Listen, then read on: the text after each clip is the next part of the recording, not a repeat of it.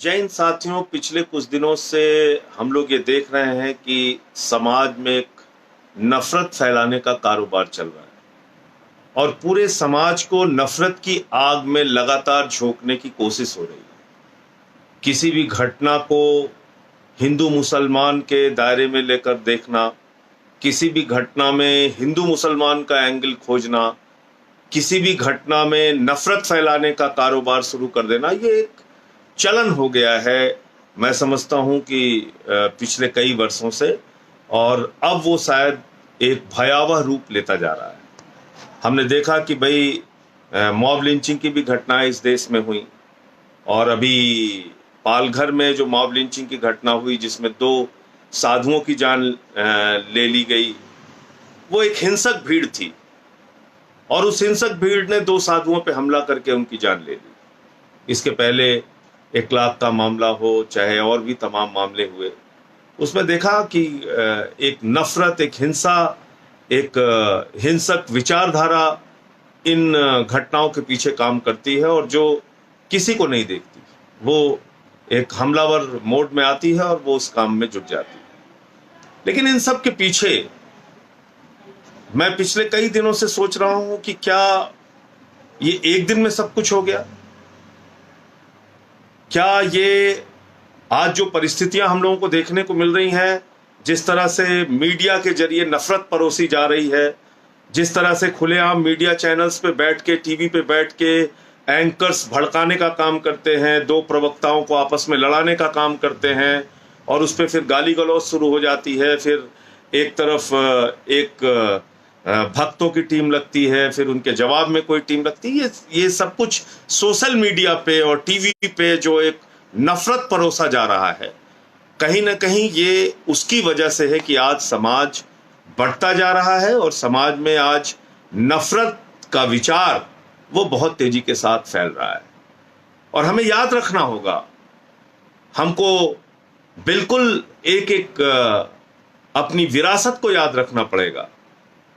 हम राष्ट्रपिता महात्मा गांधी के देश में रहते हैं। वो राष्ट्रपिता महात्मा गांधी जिनको अहिंसा का पुजारी कहा जाता है, वो राष्ट्रपिता महात्मा गांधी जिन्होंने अहिंसा के माध्यम से गोरे अंग्रेजों से इस देश को आजाद कराया, वो राष्ट्रपिता महात्मा गांधी जिन्होंने आजादी का आंदोलन नॉन वायलेंस, अहिंसा के जरिए चलाकर पूरे देश से उन अंग्रेजों को खदेड़ा जिनका सूरज नहीं डूबता था। और ज्यादा पुरानी बात नहीं है, अगर आप 74 के आंदोलन को याद करें, लोकनायक जयप्रकाश नारायण जी के आंदोलन को, तो उन्होंने भी नारा दिया था, मारेंगे नहीं लेकिन मानेंगे नहीं। यानी सत्ता के खिलाफ जो लोकनायक जयप्रकाश नारायण का आंदोलन था, वो भी अहिंसा का आंदोलन था कि लाठी खा लेंगे, मार खा लेंगे, सत्ता का उत्पीड़न बर्दाश्त कर लेंगे, जेल चले जाएंगे, लेकिन मारेंगे नहीं। और भी नजदीक आ जाइए, वर्ष 2011 को याद कीजिए, यही देश था, इसी देश के लोग थे, यही हिंदू मुसलमान थे, यही अगड़ा पिछड़ा दलित सवर्ण थे, यही 2011 का आंदोलन जिसका हम लोग खुद से साक्षी रहे हैं। हमने उस आंदोलन को बहुत करीब से देखा है, उसमें भागीदारी ली है, उसमें हिस्सा लिया है। अन्ना जी का आंदोलन, उस आंदोलन में हमने देखा कि पूरा देश अन्ना जी के साथ आंदोलन में खड़ा हुआ, पूरा देश सड़कों पे उतरा, लेकिन सब ने गांधी जी का रास्ता अपनाया, सब ने प्रेम और अहिंसा का रास्ता अपनाया। और उसमें कोई टीवी पर अन्ना जी के अनशन को देखता था तो वो अपना खाना छोड़ देता था, कोई सड़कों पे निकलकर आंदोलन करता था तो एक भीड़, एक हुजूम इकट्ठा हो जाती थी, लेकिन कोई तोड़फोड़, हिंसा नहीं, कोई नफरत फैलाने का काम नहीं, कोई हिंदू मुसलमान नहीं, कोई अगड़ा पिछड़ा दलित सवर्ण नहीं, कोई क्षेत्र भाषा नहीं, बल्कि पूरा हिंदुस्तान भ्रष्टाचार विरोधी आंदोलन में इकट्ठा हुआ था वर्ष 2011 के अंदर। ज्यादा पुरानी बात नहीं है। और अन्ना जी के पीछे किसकी तस्वीर थी? राष्ट्रपिता महात्मा गांधी की। और उस अन्ना के आंदोलन में हम सब लोगों ने क्या संकल्प लिया था? क्या अपने अंदर एक धारणा बनाई थी, एक दृढ़ संकल्पित भाव से हमने काम किया था। उसमें कहा था हम हिंसा का सहारा नहीं लेंगे, उसके बाद आम आदमी पार्टी का जन्म हुआ, और आम आदमी पार्टी में भी आज तक हमने कभी हिंसा का सहारा नहीं लिया। हमने हमेशा हिंसा की, नफरत की राजनीति का विरोध किया है। हमने हमेशा ये कहा है कि नफरत के लिए हिंदुस्तान में कोई स्थान नहीं। ये गौतम बुद्ध का देश है, ये राष्ट्रपिता महात्मा गांधी का देश है, यहां पर नफरत के लिए कोई स्थान नहीं। लेकिन आप देख रहे हैं तमाम चैनल के लोग वो इस वक्त नफरत परोसने का लगातार काम कर रहे हैं। अभी अर्णव गोस्वामी का मामला हुआ, किस तरह से वो चीख चीख के, चिल्ला चिल्ला के एक समुदाय विशेष के खिलाफ नफरत फैलाने का काम करते हैं, हिंदू मुसलमान करते हैं अपने टीवी चैनल पे। तो ये ठीक बात नहीं है। ये नफरत का बीज बोकर हम क्या करना चाहते हैं हिंदुस्तान में? याद कीजिए दुनिया के उन देशों को जो नफरत के बुनियाद पे खड़ा हुए। याद कीजिए वो दुनिया की तमाम शख्सियतें, वो तमाम दुनिया की आबादी, वो तमाम दुनिया के देश जो नफरत की बुनियाद पे अपने देश को बनाने की कोशिश करते हैं, वो बर्बाद हो गए। हिटलर की जर्मनी को याद कर लीजिए। हिटलर ने पूरी दुनिया में तानाशाही लाने का काम किया, हिंसा, नफरत, विश्व युद्ध के हालात पैदा किए, बम और गोली के दम पे दुनिया को बनाने की कोशिश की, बर्बाद हो गया।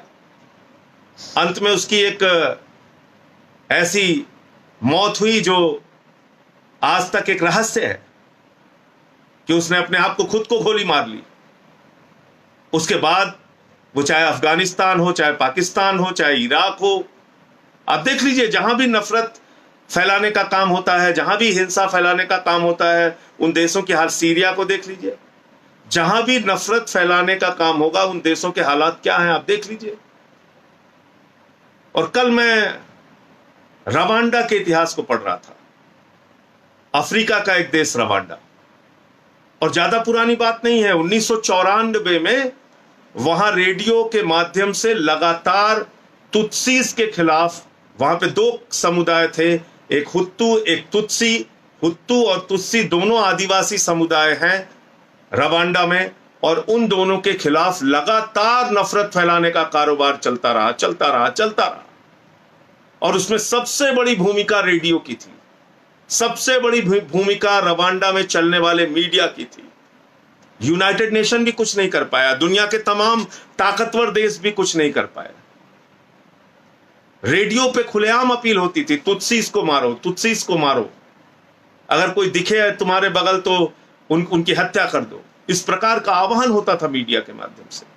और हुआ क्या रवांडा में 1994 में, जहां पे यूएन की सिक्योरिटी फोर्सेस भी थी, जहां पे संयुक्त राष्ट्र संघ भी मौजूद था, दुनिया के तमाम यूरोप के देश मौजूद थे। 8 लाख लोग उस बड़े नरसंहार में मारे गए, 8 लाख लोग। राष्ट्रपति मार दिया गया, प्रधानमंत्री मार दिया गया। ऐसा हिंसक समाज बना, किसी ने किसी की नहीं सुनी, एक दूसरे के कत्लेआम में जुट गए। हम कैसा देश बनाना चाहते हैं? हम हिंदुस्तान को रवांडा बनाना चाहते हैं? हम हिंदुस्तान को अफगानिस्तान के रास्ते पे ले जाना चाहते हैं? हम हिंदुस्तान को नफरत की बुनियाद पे बनाना चाहते हैं? उस गांधी के देश को जिसने हमें प्रेम और अहिंसा की शिक्षा दी, उस गौतम बुद्ध के संदेश को हम भूल गए क्या, जिन्होंने कहा घृणा घृणा से नहीं, प्रेम से खत्म होती है, मोहब्बत से खत्म होती है, इंसानियत से, भाईचारे से खत्म होती है। और हम अहिंसा के विचारों को भूल के, हम प्रेम भाईचारे के विचारों को भूल के, धर्मनिरपेक्षता के विचारों को भूल के, वसुधैव कुटुंबकम की जो हमारी विचारधारा है उसको भूल के हम आज एक दूसरे के खिलाफ नफरत फैलाने में लगे हुए हैं। ऐसे कोरोना के संकट के समय में, कोरोना का संकट जिससे पूरी दुनिया जूझ रही है, पूरा हिंदुस्तान जूझ रहा है, हर आदमी डरा हुआ है, भयभीत है, ऐसे समय में भी हम लोग नफरत फैलाने में लगे हुए हैं। एक दूसरे से के खिलाफ कितने आग उगल सकते हैं इस काम में लगे हुए हैं। आपसे निवेदन है, विनती है, हाथ जोड़कर प्रार्थना है, ये मत कीजिए। और इस सब के पीछे विचार कहीं ना कहीं जिम्मेदार होता है, सोच कहीं ना कहीं जिम्मेदार होती है। समाज का नेतृत्व, लोकतंत्र के जो 4 स्तंभ हैं, वो क्या संदेश दे रहे हैं, ये कहीं ना कहीं बहुत महत्वपूर्ण होता है। यही देश था, मैंने कहा 2011 याद कर लीजिए, यही देश गांधी के रास्ते पर चला, अहिंसा के रास्ते पर चला, और यही देश आज 2020 आते आते हम कभी मॉब लिंचिंग के बारे में सुनते हैं, कभी हम दंगे फसाद के बारे में देखते हैं कि एक दूसरे के खिलाफ किस तरह से लोग हिंसक हो गए हैं, मारने काटने पे उतर आए हैं। तो इसलिए कृपा करके नफरत के समाचार सुनना बंद कर दीजिए, नफरत के जाल में फंसना बंद कर दीजिए, ज्यादा से ज्यादा गांधी के संदेशों को, क्योंकि अब तो सोशल मीडिया भी बहुत पावरफुल हो गया है। हर आदमी से अपील है गांधी के विचारों को, भाईचारे के विचारों को, एकता के, प्रेम के संदेश को, भगवान गौतम बुद्ध के संदेश को, ऐसे संदेश जिससे समाज में शांति और अमन कायम हो। आज मैं एक छोटी सी कहानी पढ़ रहा था और उसमें उसका वीडियो भी फिर मैंने लगाया ढूंढ के, और उस कहानी में यह कहा गया है कि भाई उम्मीद का दिया जरूर जलते रहना चाहिए। ये उम्मीद का दिया अगर जलता रहेगा तो वो दिया भाईचारे के, प्रेम के, अहिंसा के, एकता के दिए को जलाता रहेगा और समाज को संगठित रखेगा, एकजुट रखेगा। हिंदुस्तान खूबसूरत इसलिए है क्योंकि यहाँ अलग अलग रंग के फूल एक साथ रहते हैं।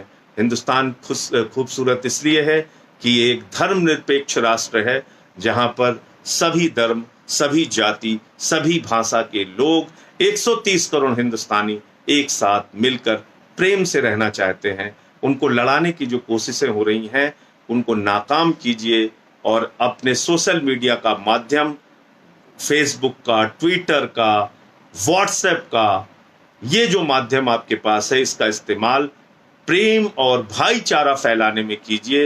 एक तरफ वो लोग हैं जो पेड लोग हैं, जो पैसा दिया जाता है जिनको नफरत फैलाने के लिए, एक तरफ वो लोग हैं जो इस देश में प्रेम, अहिंसा और भाईचारा चाहते हैं। अब आपको ये तय करना है कि नफरत फैलाने वाले जीतेंगे या प्रेम और अहिंसा का संदेश देने वाले जीतेंगे। आप सबसे हाथ जोड़कर विनती है, समाज में एकता, भाईचारे के लिए अपने अपने स्तर पे जो भी आपके पास सोशल मीडिया का प्लेटफॉर्म है उसका इस्तेमाल अपने संदेश देने में कीजिए और समाज से नफरत कैसे दूर हो सकती है इसकी अपील कीजिए। अपने अड़ोस में, अपने पड़ोस में, अपने मोहल्ले में, अपने गली में इस बात का ध्यान रखिए और खास तौर से अपने घर में भी इस बात का ध्यान रखिए कि नफरत का बीज पनपने ना पाए। जय हिंद, इंकलाब जिंदाबाद।